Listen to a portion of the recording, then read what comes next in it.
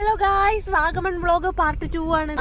നമ്മൾ ബ്രേക്ക്ഫാസ്റ്റ് കഴിക്കാൻ നിർത്തി. കോന്നിയിലെ ഒരു ഹോട്ടൽ അന്നപൂർണ വെജിറ്റേറിയൻ അല്ലേ? വെജിറ്റേറിയൻ ഹോട്ടലാ. നമ്മളിവിടെ നിർത്തി.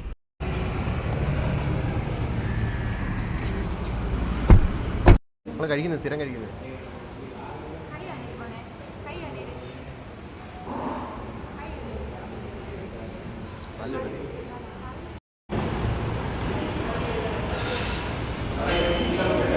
ശുചി, എങ്ങനെയുണ്ട് ഫുഡെന്ന് പറ.